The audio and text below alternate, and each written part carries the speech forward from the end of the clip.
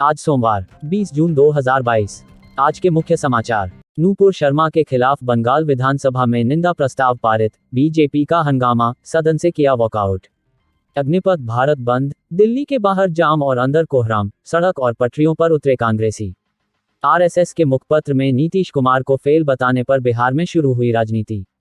WhatsApp की बजेगी band, अब Telegram पर भेज सकेंगे 4 गीगाबाइट तक फाइल, प्रीमियम सर्विस हुई लॉन्च। अग्निपथ स्कीम लॉन्च होने के बाद से अब तक कितनी बदली, सरकार ने अब तक क्या क्या जोड़ा। भारत बंद, अग्निपथ के विरोध में दिल्ली कूच का ऐलान, गुड़गांव से नोएडा तक लगा भीषण जाम। सोलन के परवाणु में रोपवे में आई तकनीकी दिक्कत, हवा में अटकी 13 पर्यटकों की जान, 3 rescue.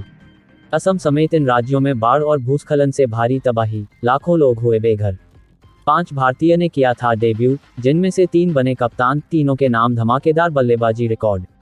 Sovereign gold bond subscription के लिए